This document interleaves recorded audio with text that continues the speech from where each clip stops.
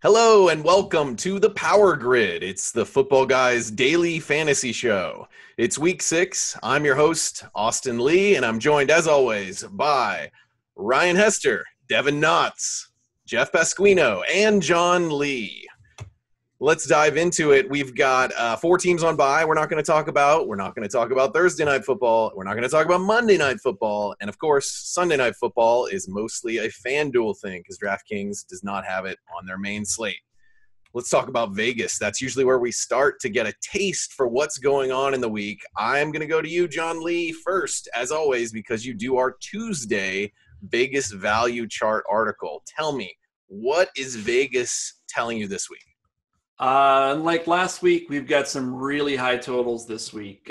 4 games jump off the charts at me. Atlanta, Miami. Atlanta is an 11-point favorite with an implied team total of 29 points. A lot to like about this game. We've got Devontae Freeman at home. Historically, that's been money in the bank. We've got Julio Jones in a plus matchup against a defense that funnels action to the pass. And we have Matt Ryan, who is long overdue for some positive touchdown regression. So I really love that Atlanta Falcons offense this week. Just beneath them, New England every week in the Vegas value chart. They're at the top. So we're a lot to talk about with those guys. And then Deshaun Watson, one of the hottest players in the NFL right now. This week, his team, the Texans, have a 28-point total against the Cleveland Browns there. Sorry, Devin. And then the last team with another high total, the Washington Redskins, fresh off of a bye week. They'll be hosting a San Francisco 49ers team that's been traveling all over the country. And Kirk Cousins is rested, 10-point favorites, implied team total of about 28 points. So these are the teams you're going to see a lot of players across the industry trying to get players from those teams. And certainly tonight we're going to walk you through which of those guys from those teams present the best value for both cash games as well as GPPs. Yeah, you mentioned the Niners. They've also played back-to-back overtime games, so they've had a lot of work going on the past couple of weeks. Jeff, you and I were talking earlier about kind of your perspective on Vegas and the schedule this week. Tell me what you're thinking about the slate this week. Yeah, last week and this week were really interesting. There were a lot of duds on paper there, and I've tended to notice, like I write for the Win, I've been doing it for years, and I see the Vegas lines every week. And the general trend that I see is that October is bad game month, and the NFL tries to take all their bad games. They have 256 games they have to schedule, but they have the schedule is rigid on who they play, but not when they play. So they try to put the bad games, it seems, in October because there's so much other sports going on. You have playoff baseball, playoff NASCAR, you have NBA and NHL all starting, and there's college football. There's all this competition for eyeballs in October. So NFL owns September when the season kicks off. It owns November, December, January with the season ending and the playoffs. October is your month for bad games. So that's why we often see a lot of bad games and buys in October. Yeah, you're not riveted by the Chicago Bears visiting the Baltimore Ravens? They're actually not the worst team projected, which is amazing. I can't believe how low the Giants score is projected for this week. Yeah, down to 13.5 points. You don't see that too often, but the Giants are just decimated by injuries. Ryan, give me one other game that maybe is a little bit more off the radar that you think has DFS goodness in it. Yeah. I can believe that the Giants total is projected that low. But moving on, the other game that I really like is Tampa Bay visiting Arizona. We have 2 offenses that get most of their production via the pass against 2 defenses that allow most of their production via the pass. So you're going to see Jameis Winston and Carson Palmer slinging it all over the place. I don't know that there's going to be a lot of running back value. Adrian Peterson notwithstanding, although I don't think anyone was going to raise a green Joe for him. But you're going to, I'm going to be on a lot of the receivers in this game and certainly both quarterbacks. This is where you get your 300-yard bonus on sites like DraftKings. Those are 2 quarterbacks to look at for that. And speaking of quarterbacks, Devin, I'll pitch it to you first. Let's move on to our positional breakdowns. Let's talk about quarterbacks here. Who do you think is maybe the chalk, and who are some guys that you like? Yeah, I mean, at the chalk, we have to start with Deshaun Watson. going up against Cleveland. So the Browns really have been shaky all season. So they've allowed a passer rating of 112.4 this season to opposing quarterbacks, which is unheard of. So 112.4 would have been near the top of the league, if not the top last year. Jamar Taylor has been absolutely dreadful this season. Jason McCourty surprisingly has been good this year. And he's held AJ Green to his lowest total of the year. But the problem with the Browns is that their safeties have been so horrible this year. So they have Jabril Peppers back there, who's not really a corner, and we talked about him before the show. He's a guy who they're trying to fit him in, but they really can't. He's not really a corner. The other game that I really like is Atlanta and Miami. So Miami has allowed 299.5 yards per game if you take out their games against the Jets and the Titans. So what that tells me is Xavier Howard and Byron Maxwell really have struggled this year. So Julio Jones is in a nice spot. We've mentioned that it's a high total. The Falcons are coming off a bye, and the Dolphins have their run defense is pretty good. So that's a game that Matt Ryan and Julio Jones, I feel like, get back on page. Yeah, and while I've got you here, I think that people are going to be considering lower-priced quarterback options, especially on DraftKings this week. And Deshaun Kaiser got benched last week. Kevin Hogan's the starter for Cleveland this week. Is there any chance that you would play Kevin Hogan to save money this week? I mean, the only thing you're hoping for is Kevin Hogan's rushing ability. So you're hoping that he runs in for a touchdown without J.J. Watt, but I don't know. He's not going to improve it. They have no receivers. David Njoku looks like he's a little bit better, but I mean, what's his upside? I'd rather go with Josh McCown against the Patriots, who's going to be down and be forced to throw against that Patriots defense. But I don't see the upside in Hogan for a GPP play. And then who knows? Maybe they go back to Kaiser if he struggles enough. So his floor is pretty low as well. Yeah, you mentioned McCown, who I ordinarily wouldn't consider, but the Patriots have allowed 300 passing yards and a passing touchdown in every game this year. And it hasn't necessarily been a murderer's row of quarterbacks either. That defense is rough. A couple of injuries we're watching at quarterback. Derek Carr seems like he's going to play. He got a limited practice in on Thursday. And then Sam Bradford looks like he's not going to play. He did not practice on Thursday. I don't expect him to be out there. Case Keenum is probably going to draw the start for Minnesota. Jeff, let's talk some more quarterbacks. Who else do you like at quarterback this week? I think we did a pretty good job of covering them. I would throw one out, which is Kirk Cousins. I think that there's a possibility that he could have a good game this week. There's a high implied total for the Redskins and 28 points. The points have to come from somewhere. They're changing things again at running back. I just think that there's a possibility that a lot of people may be on the player like Jordan Reed or Crowder, but I think I'm hesitant against Reed, and we'll get into that a little bit later. Yeah, I think Kirk Cousins is kind of a nice mid-range guy. John, we haven't talked about Tom Brady, Aaron Rodgers, Drew Brees, some of the guys kind of at the top of the pay scale here. Do you have any interest in any of these guys? Yeah, definitely. I mean, Tom Brady, there's some questions about his shoulder at this point in the week. For me, I'm not too worried about that until Saturday, and I start seeing the Patriots signing a backup quarterback. Until that happens, Tom Brady's in play for me against a Jets defense that just hemorrhages yards every which way. They're actually a little better up front, so I think that favors the passing game. And Brady, I was writing my list of eligible players for GPPs tonight, and the list is about this long of pass receivers there in New England. So plenty of people to play this week. And frankly, I don't think you have to stack him if you're playing him in GPPs. I think he's got 30-plus point upside. And, there's nothing more frustrating than nailing down a Tom Brady 30-plus point game and then seeing him throw one touchdown to Amendola, one touchdown to Cooks, one touchdown to Hogan, and you really didn't gain a whole lot. So don't be afraid to run Brady out there naked. And I know that makes, a lot of our women listeners quite happy. So definitely play Brady this week if you can afford him.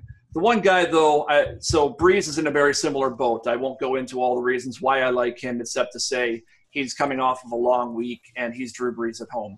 Aaron Rodgers, however, I think this week is a week where you can come up with some reasons why you might fade him against a Minnesota Vikings secondary that's pretty strong on the perimeter. And it's also a defense in the form of the Vikings that has shut him down or at least contained him over the past couple years. So I think there's pretty good reason to not pay that salary this week when there are better options in the similar price range. Yeah, I think that's a good assessment of the top guys.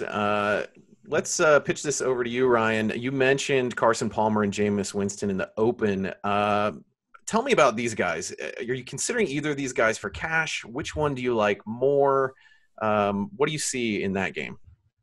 I like Palmer more, and I am considering him for cash. Like I said, I think 300 yards is well within the realm of possibility.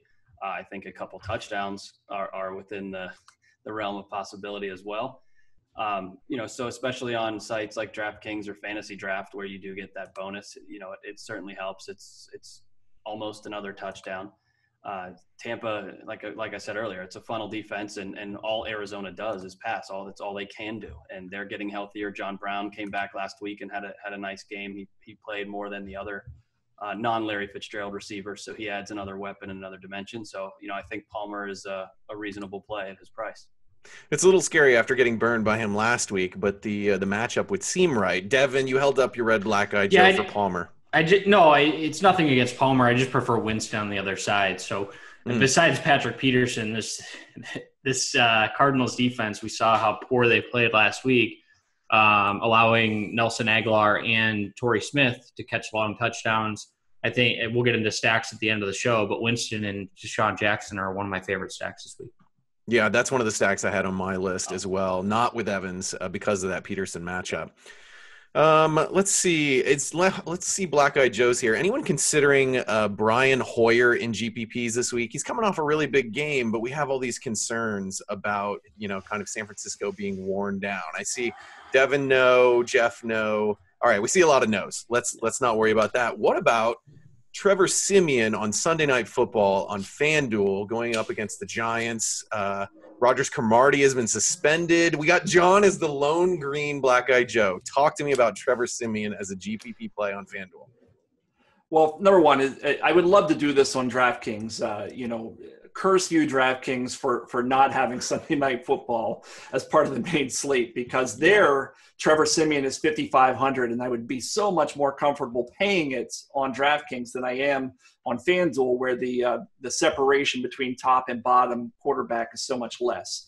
That said, because his salary is quite high, people are going to get away from him, especially because they're big favorites. I've got them as 12-point favorites going into Friday. And a lot of people are going to be on C.J. Anderson, and for good reason. There's excellent reason to think about C.J. Anderson here, but that's what makes Trevor Siemian such an intriguing leverage play, because on one side of the field you're going to have Janoris Jenkins going up against Demaryius Thomas, and that leaves Emmanuel Sanders to deal with one of the worst cornerbacks in the league in Eli Apple. So don't be surprised if Trevor Siemian looks to Emmanuel Sanders more than 10 times. If he can get into the end zones more than once, that's a really big payoff at low ownership when everybody else is on C.J. Anderson. So why not just start Sanders then instead of Siemian? I mean, does Siemian have to me, Siemian doesn't have the upside that you would look for. I'm not completely disagreeing with that. I'm saying I don't think it's out of the question to see him finish with 3 touchdowns in this game. That's what I'm saying, and I don't think your argument is invalid either. I mean, if it was DraftKings, I'd be all on it. Just on FanDuel, it's so hard to go cheap at quarterback because you can pay $300 more for Jameis Winston, or Kirk Cousins is only $300 more, or Alex Smith's the same price. So it's like, what do you? I don't know. I just don't see the upside for him. I don't see a game script where Denver's throwing the ball that much to get 3 touchdowns. I just don't. All right. Well, it sounds like Emmanuel Sanders is a play that people like, and it sounds like C.J. Anderson is going to be a popular play on FanDuel. So let's talk about some running backs. in addition to that, there's lots of question marks here. I think there's lots of cheap guys that you might consider at running back on the same team. And then there's some high-priced guys, and you're not going to be able to fit them all in. So we have some decisions to make here. It feels kind of like a little bit softer week than usual. So it's not necessarily like, oh, I can't fit all my guys in. It's more like, who am I going to pick out of a lot of pretty solid options? So the injuries we're watching here are Rob Kelly for Washington. Looks like he's not going to play. He didn't practice Thursday. Carlos Hyde kind of got benched. He didn't really hurt his hand. It's kind of a hot hand situation in San Francisco. Ty Montgomery got limited practice on Thursday for Green Bay. He may play, although he's looking pretty iffy. Bilal Powell looks like he's not going to go for the Jets, although Matt Forte may be back, eating into some of Elijah McGuire's potential, fantasy scoring. And then Adrian Peterson got traded to the Cardinals, and Chris Johnson got cut. And Ryan is already holding up his red, black-eyed Joe to say that does not matter at all. Moving right along. So those are some of the injury rundowns here. Let's dive into some of the plays, and I'll ask lots of black-eyed Joe questions in this section. Jeff, I'm going to pitch it to you first. Talk to me about what you see at running back. I see either pay up or pay down. I see a lot of top-end guys, and it decides if you're going to go up for two, you really need to find some value somewhere else. Odds are you're probably going to go up for one and go with one value play, and it's really a picking of which ones you like. I tend to lean towards Jerick McKinnon. I really liked what I saw. I saw a 3-down back there. I see a matchup where Green Bay can't handle pass-catching running backs. So I think that he's one of my top choices. And Kareem Hunt is up there if there's no Travis Kelce. If Travis Kelce's in play, I think the ball's going to be spread around too much, and I'm going to lead a little bit more towards maybe a Gurley or other options. So that's my viewpoint. And I think that I know that we're all talking about C.J. Anderson, and I think he's a great play, but he's a middle-of-the-road cost, and I just think he may get swept under the rug and just not wind up at the last minute he doesn't get clicked, which I really like. I think I like using him more and sticking with him and coupling him with the Denver defense. I think a lot of people are going to be intrigued by paying up or paying down, and so his ownership could be lower for that reason. Okay, I saw some red black-eyed Joes when there was talk of Hunt and Kelce. Devin, what was your thinking there? Yeah, my thinking is that Kareem Hunt's in play regardless of what Kelce's going to do. So Leonard Fournette had 181 yards and 2 touchdowns against the Steelers defense. And then Jordan Howard a couple of weeks ago had 140 yards and 2 touchdowns. So this Steelers defense is not the Steelers defense that we're used to. Jordan Howard has, by most accounts, has had a very poor year. And Kareem Hunt is coming in, and he's one of the best running backs in football right now. So for me, he's my top guy. We'll get into some other running backs that are at the top as well, but Kareem Hunt, by and large, is my number one guy this week. He's my top guy too, and it's this Pittsburgh defense has just been letting running backs go wild. That's how people have been beating them. So I completely agree there. They're allowing 19 rushing fantasy points alone per game to running backs, which is second worst in the NFL. So they just are giving it up on the ground. Yeah, exactly. And sorry that those are your Steelers there, Ryan. Who else do you like in addition to Hunt this week? Well, McKinnon was mentioned, which I like as well. It's some high dollar pivots off of Hunt if you're interested, or for some reason don't like him as much, or just want to put a second guy in there. There's potentially a little narrative street action with Le'Veon Bell and Todd Gurley, both of whom had outstanding rushing matchups last week, and yet neither of whom were actually used extensively and probably should have been. Bell, I know for sure, complained about saying, you have to run to win, even pointed right across the field to Jacksonville saying that's how they beat us, as they ran and we didn't. So there's a little bit of that left, and he tends to get used more on the road anyways. So, he's somebody that I'm certainly looking at, as we know he's game script proof. And is going to get just a ton of volume. So he's one I like. And then the New Orleans backs, who I can't figure out which I like more, but I think both are in play because their price is pretty low, and they both do different things. So I'd like to hear maybe what you guys think about that situation as well. I'm sure we'll get into it. Yeah, let's do the Black Eyed Joes to talk about the New Orleans running backs. If you like Mark Ingram better, then hold up the green Black Eyed Joe. If you like Kamara better, then hold up the red side Black Eyed Joe. Can I go neither? And Devin says neither. So I like Kamara. Three of the guys like Ingram, and then Devin likes neither. Devin, I'm curious. Why don't you like either one of them? So with Jarrod Davis at linebacker this year, the Lions have only allowed 2.2 yards per rush on 53 attempts to opposing running backs.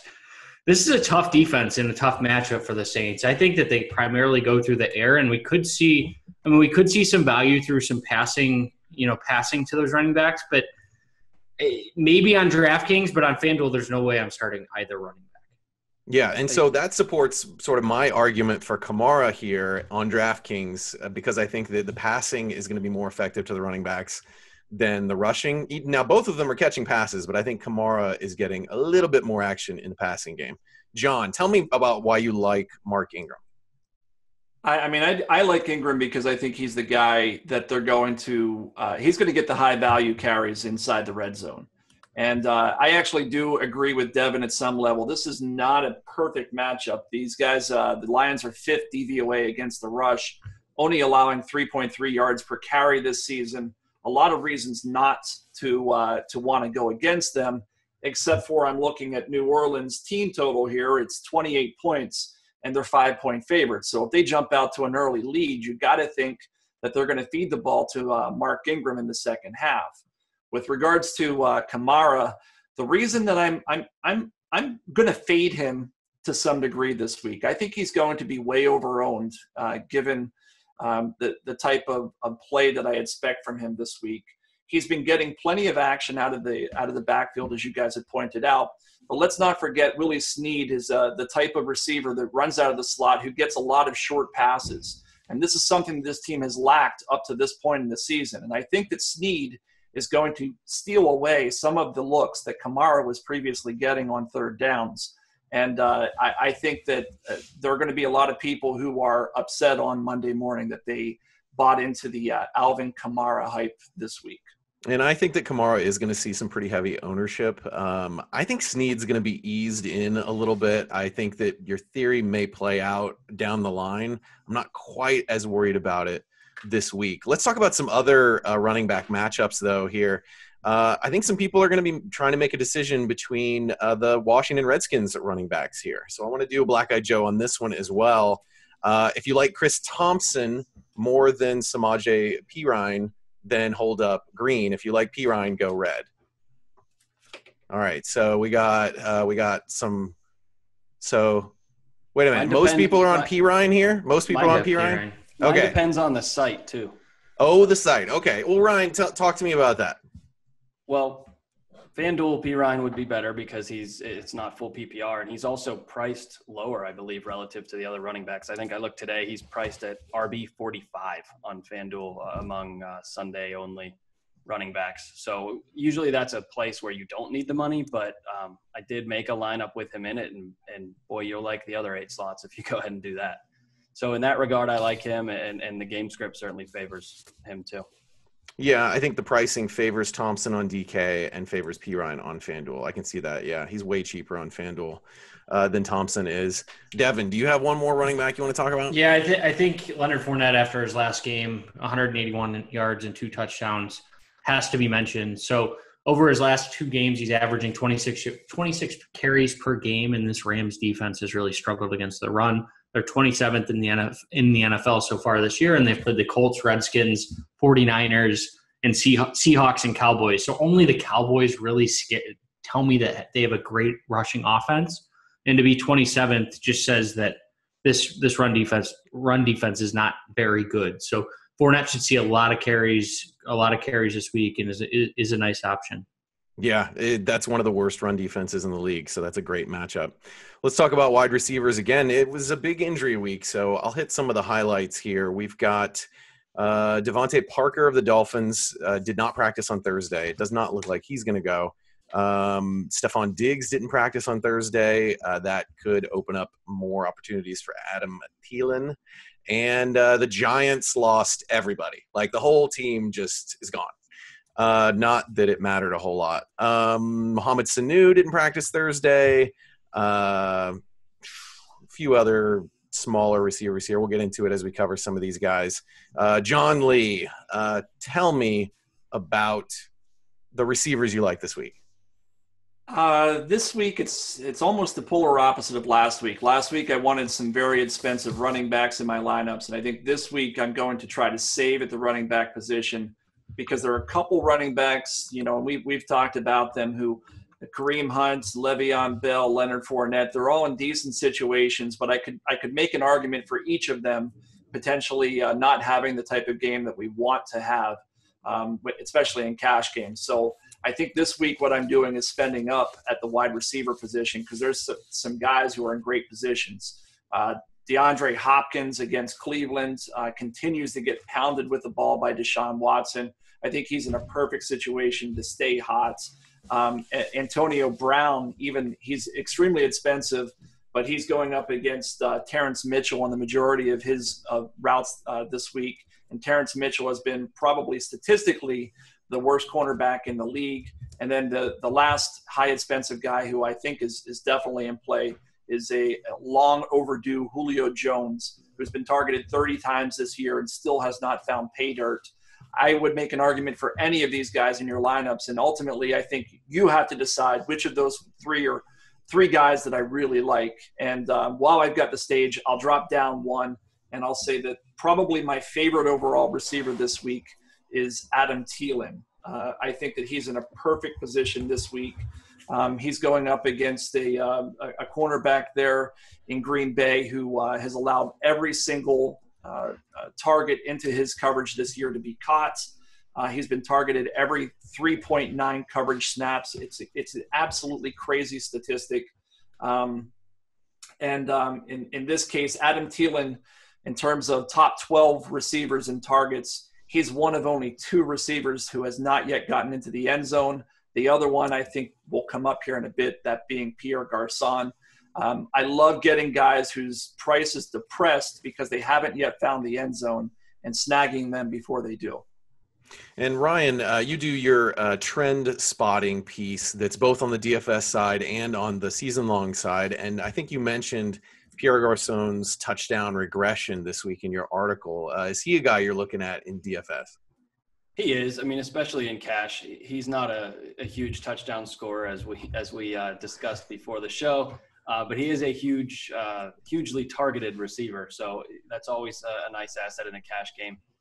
The other guys on that list were actually Antonio Brown, who's due for some touchdown regression as well, and Keenan Allen, who we haven't discussed. So again, I mean, this is the point of that exercise is just to look at high volume guys. And as John said, without touchdowns, their fantasy points aren't spiking. So nor is their price. One guy I don't know if anyone was planning on mentioning him, but we haven't talked yet. I'm really looking at Michael Thomas this week.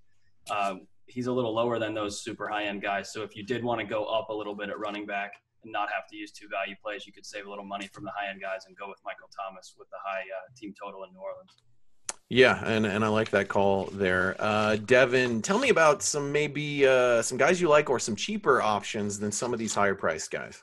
Yeah, I'm looking at Arizona. So Larry Fitzgerald and Jerron Brown. Jerron Brown was pretty popular last week, but let a lot of people down. So this is a Tampa defense that we've mentioned before, but They've allowed the fourth most points on the left side, the second most in the slot. So they've given up a lot of fantasy points to opposing receivers so far this year. So I'm looking to get some bounce back. People are going to be off of them because, Larry Fitzgerald's let some people down this year, and Jerron Brown was popular last week, but he did let people down as well. And he's had 12 target games so far this year. So he's a guy that is going to be a little bit sneaky. Yeah, John, you kind of flashed yes and no. You like one of these guys but not the other? Not so much. I just wanted to add in here with regards to Jerron Brown versus John Brown. Don't sleep on John Brown. I think he's the Brown that I would want this week. if you look at the snap count last week, Jerron Brown's snaps dropped from 82 snaps in week 4 down to 36. Whereas John Brown, he actually had 33% more offensive snaps last week. I think that what's happening here is we're seeing a changing of the guards in this wide receiver 2 position. I think John Brown is the guy that you should be looking at. And you know, there's nothing more tilting. I think we can all agree on this. Forget John Brown, Jerron Brown. We can all agree on this much. When you play one of these guys and the other Brown catches the touchdown, are you not screaming at your television? Because I do it every single time. There's a pretty big height difference between the two. You should be able to tell right away.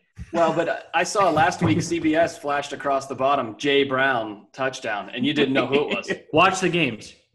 I was watching a different game. Yeah. Obviously, when you're watching after, you can tell. But yeah, when you see those little stat tickers, oh man, it's like which one?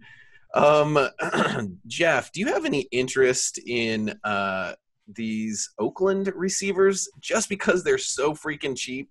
And Carr seems like he's going to be back this week.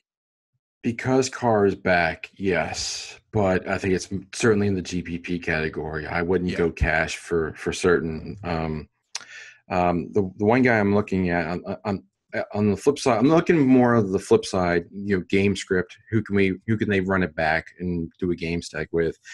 I'm looking at Terrell Pryor for Washington. I got to find somebody that's going to score a touchdown. I'm also looking for.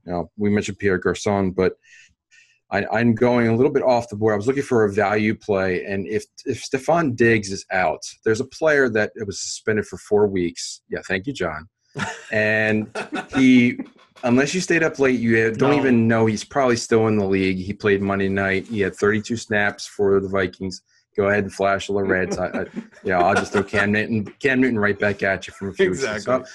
So I got a little bit of credit for that, but this is obviously a gamble pick. But this is a minimum price player. It's Michael Floyd, and he's proven that he's a capable veteran in this league.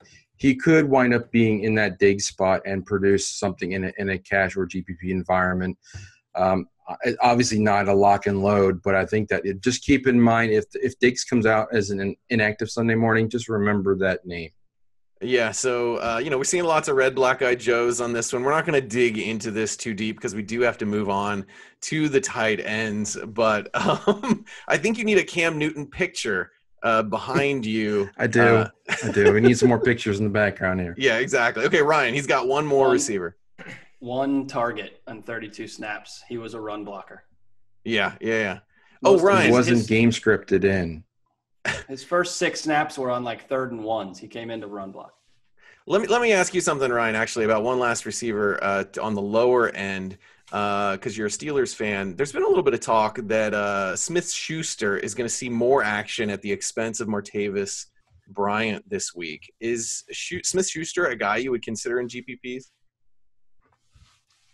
Not really. I mean, it may happen. It may happen, but I'm not going to. I think we can do better.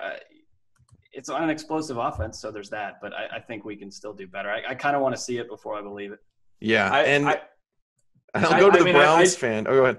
Hold on. What's that? I just might throw in here that the Chiefs have been dreadful against slot receivers this year. So if Smith-Schuster is running out of the slot, I think he's definitely in play against Phillip Gaines, because Phillip Gaines, off the top of my head, I think he is literally the worst rated cornerback over there at Pro Football Focus this season. So if he's cheap enough, I think he's in play. Well, if he's getting Martavis Bryant snaps, those aren't technically out of the slot though. But they still play a lot of 3 wide, so your point is valid. Yeah. Another cheap receiver, Devin, you don't really recommend Ricardo Lewis, but he's like so cheap in cash games. Like you wouldn't go there in cash games. And we've talked about how Kevin Hogan has limited passing talent. So put that kindly. The Browns are just a team I want no part of any week. I mean, I'll let if I lose to the Browns, so be it. But I'll let someone else make that mistake, because 9 times out of 10, I'll be right. Yeah, and plus you get to hedge that way as a Browns fan. All right. Oh, and one more note on the list of, to like Pierre Garcon. Don't forget that Josh Norman is out this week for Washington. He will not be in their secondary to try to lock down San Francisco's receivers. Let's talk about tight ends. The injuries we're watching here are Rob Gronkowski. He got in a limited practice on Thursday. It seems like he's going to go, but we've been down this path before where it seems like he's going to go and he doesn't. So just keep an eye on that a little bit. And don't play Dwayne Allen if he doesn't go. Don't go there. Travis Kelce got in a full practice on Thursday. He's not 100% clear of the concussion protocol, but just keep an eye on it. All right, let's talk tight ends. Devin, tell me about a tight end you like. Yeah, this one's going to be a little bit off the board, but why not? George Kittle is a guy who I really like this week. So Washington has given up the third most points to opposing tight ends, and we saw Kittle get involved in this offense. So we've talked about basically that this 49ers team can pass, and they like to pass. And Brian Hoyer likes to throw to his tight ends. So we've seen it in Cleveland. We've seen it in a couple of other places. George Kittle's a guy who they traded Vance McDonald to Pittsburgh because they liked this kid so much. So he's a guy that I really like this week. Ryan, I'll go to you next at tight end. Who do you like? Yeah, one thing on that, I almost might like Kittle more if Josh Norman were playing, because that would mean they might be avoiding throwing to receivers. But I still do like it. He's a great athlete and looks like an up-and-coming player. If you're playing FanDuel main slate, somebody has to get targets for the Giants. So low team total and all. Evan Ingram, I like there too.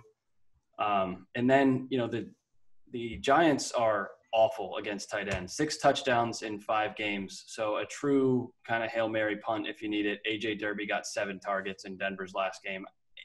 You probably don't need it, especially on FanDuel, but it's worth noting the Giants are also brutal against tight ends. After Cecil threw out his name last year randomly, I never thought AJ Derby would be mentioned on this show again. It's a tradition. We have to mention AJ Derby. It was about this time.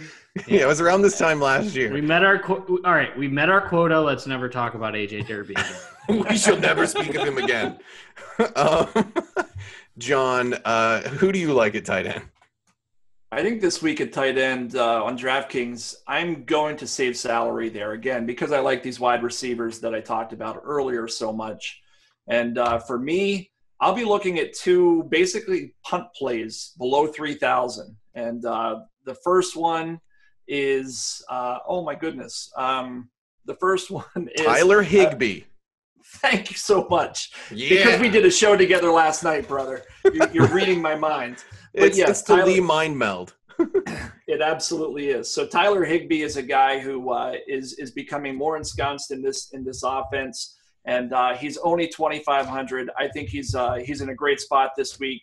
His upside might be limited, but at 2,500, he really only needs to get you about 10 fantasy points. And in PPR format, I think he's pretty close to a cinch to get there.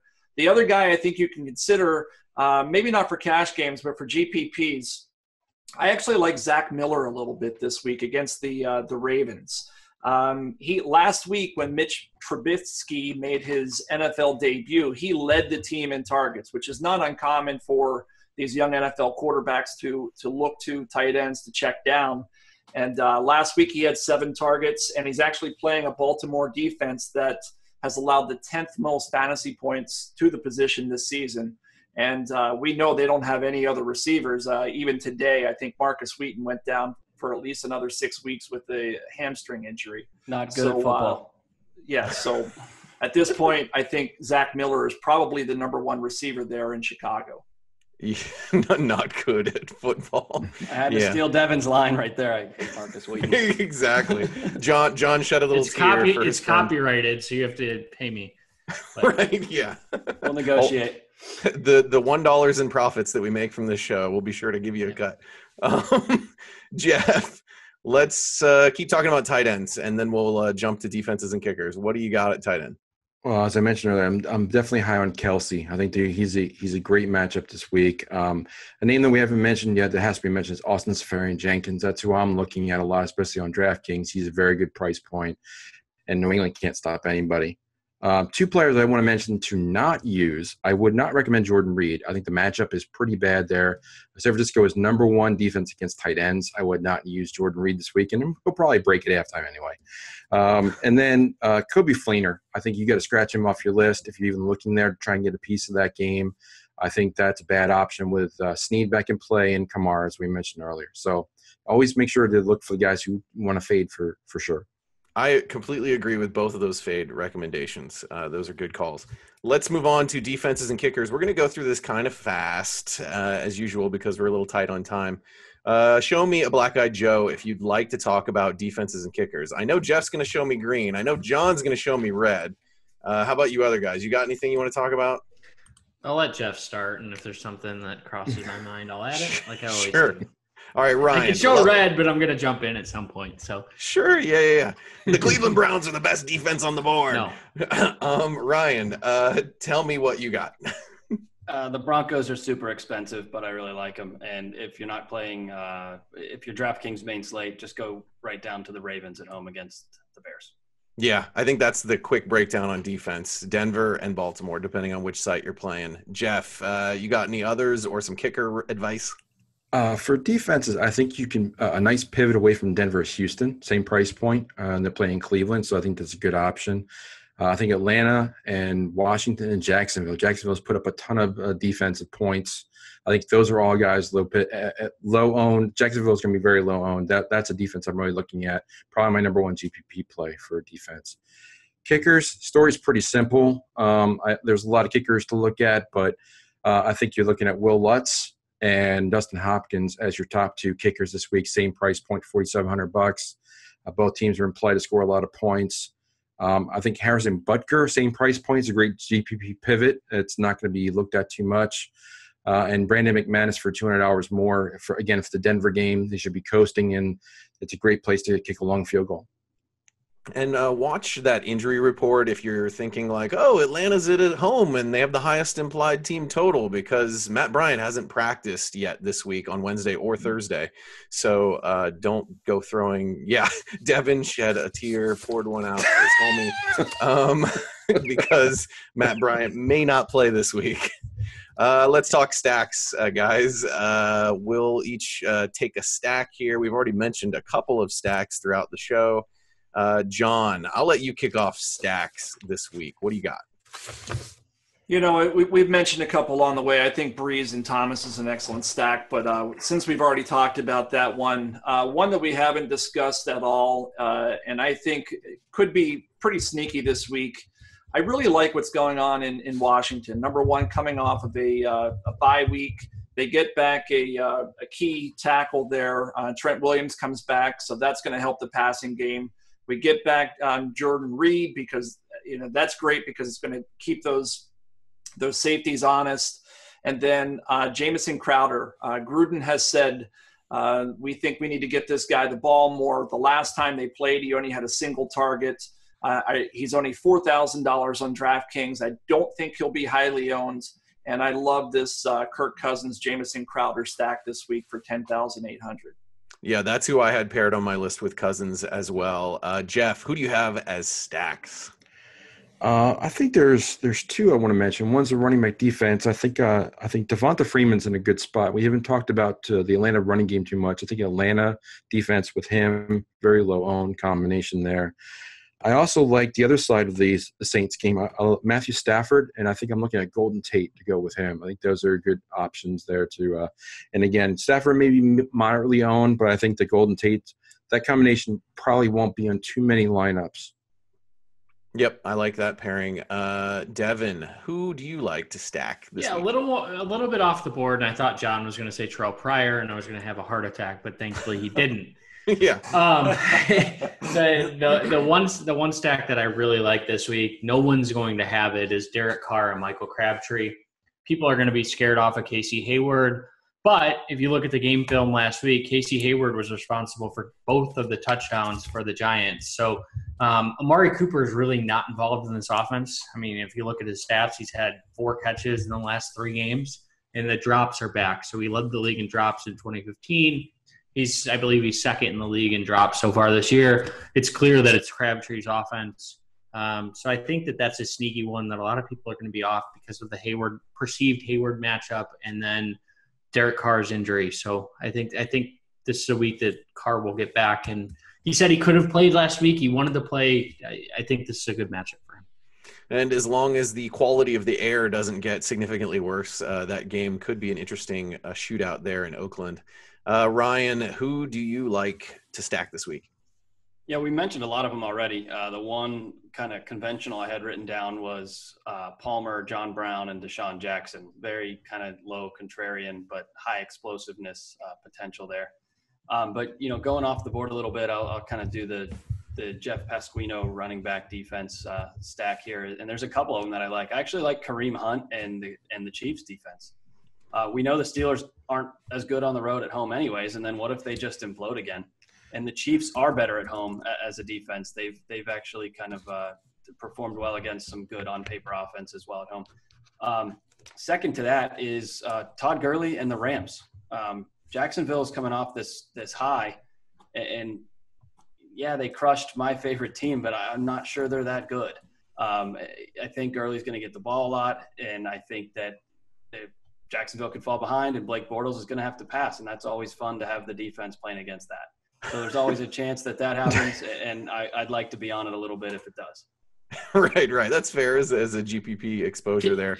I know we're running short on time, but can we take 1 minute?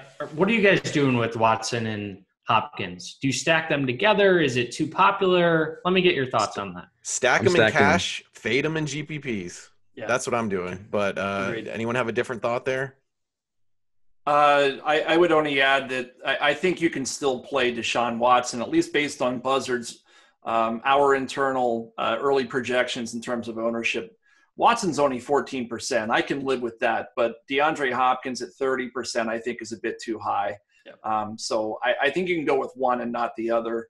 But that means that 14% only have that – at most 14% have that stack. Well, I mean, Will Fuller is going to be pretty highly owned. He's got him right now at 11%. And that looks to me to be about the sixth highest wide receiver right now. And again, these are the early week projections. And, for me, I think I stay away from that. I think I could make a case for DeAndre Hopkins over Will Fuller, even at those percentages, because I think what Fuller's doing right now is unsustainable in terms of his efficiency, touchdowns per catch. But I know you feel differently, Devin. Well, the only thing I'll say is that the one problem I have with the naked Watson, and I hate saying naked anything, but that's the industry term. We're going to go with it. Is that 80+% of those people will have some sort of stack with them in GPPs. So if you just have just Watson, you're really relying on some other guy in that offense or a rushing touchdown or something to differentiate yourself. Otherwise, you're behind because their receiver caught a touchdown. That's the only thing. We could make a case for Ryan Griffin, right? I mean, Cleveland does not cover the tight end position well. And Griffin, he's 4,000. I think that if somebody's going to spend 4,000, it's probably not going to be on a guy named Ryan Griffin. So that might be the contrarian way you want to go. Okay. Yeah, it's a fair debate. I'm still looking to fade both. Let's go to parting thoughts here. Jeff, inspire us with your closing words of wisdom. Well, I think it's more of a cash week than a GPP week. I think the stacks are limited. So, I mean, you can play both. You always can play both. But I think the variety of stacks seems to be a little bit lower this week because, again, the games look a little odd, and we see there's probably going to be several blowouts. I think, and I just want to mention one player we didn't mention so far, just make sure that he gets mentioned. I think that we're mentioning Parker is probably going to be out. I think Jarvis Landry is very much in play. I don't think we mentioned him at all. I think he's a solid cash game. He's kind of that Pierre Garçon, can get lots of catches, doesn't usually find the end zone. But I think that's the kind of week I see it as being. Yeah, I think that's good to bring him up. That's definitely a guy we overlooked. Devin, parting thoughts? Yeah, I think a lot's been mentioned. The only thing that I'll say is I'm spending up at running backs, especially in FanDuel, which is primarily where I'm playing this year. I do a blog that has had a little bit of traction that I think we've mentioned before, so you can get my cash game thoughts, and I've added some GPP thoughts over there as well. So On FanDuel, I'm spending up at running back this week. I think that the top end running backs have tremendous matchups. So that's the route that I'm going this week. Yeah, Ryan, your parting thoughts. Yeah, I think, we talk a lot about plays and we keep it at a pretty micro view, but I think some just general advice to give is to kind of go macro a little bit. Look at the games, and we do this with our Vegas segment in the beginning, but that's kind of for cash plays is how people use Vegas, right? So if you're looking at a GPP or playing triple ups or things of that nature, pick your own game script. Don't go with what Vegas does. That's what most people are going to do. We talked about San Francisco flying cross country twice, 2 overtime games, 2 1 p.m. starts in a row. Maybe they get blown out 45-10 and Kirk Cousins throws 3 or 4 touchdowns. I mean, these are the kind of things you have to think about. It's all within the realm of possibility. If every game went according to Vegas, we wouldn't really like to watch the sport. So think about games and then build a core off of a storyline that you think can happen. Yeah. Adding to that, think of range of outcomes too. So yes. Look at historicals. Think about, could this team that isn't projected to score a lot of points, could they score a lot of points, and how? So look at range of outcomes besides just a definite, here's the most likely scenario that Vegas is saying. Yeah, I know one of our fellow staffers, Moral Tremblay, has a complete system for sort of finding that range of spreads that could happen, and I think that helps him with his multi-lineup GPP play. John, wrap up our parting thoughts. Weekly plug for an article on our DFS site, footballguys.com/DFS. Is that correct, Austin? That is correct. All right. So if you head on over there, an article we have every week for both DraftKings and for FanDuel is Wisdom of the Staff. Looking at it right now, contributed this week. If you're making out lineups, whether they be GPP, whether they be cash games, the question you're asking yourself is almost assuredly in this list of 25 questions that we ask our entire staff. Which wide receiver from 5,000 to 7,800 would be the best value? This is the type of question you're building your lineup, and you've got an average of say 6,000 left, and you need 2 wide receivers. You can go in here and find them. Right now, Deshaun Jackson is leading the staff with 3 votes this week. Which quarterback with the lowest salary has the potential for a 300-yard bonus? These are the types of questions that you're going to find in Wisdom of the Staff every week. And our Alex Miglio throws those guys together. I think he does a great job, and we get a lot of contribution from the DFS team. So definitely check those out when you get a chance. And that's sort of what the Football Guys DFS staff offers. We've got like 20 to 25 guys, and they sort of all pile in with the opinion, and you can kind of see the consensus. It gives you a bit of a preview of what you might see in your competition in DFS this week.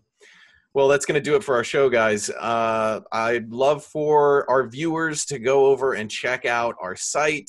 We have the Football Guys Pro Plus subscription. It's $45. It gives you all the content on the site, including DFS, Dynasty, IDP, season long, all that jazz. And you can find that, like John said, at footballguys.com/DFS. So I'm Austin Lee on behalf of John Lee, Devin Knotts, Ryan Hester, and Jeff Pasquino. Thank you for watching, and thanks for being a football guy.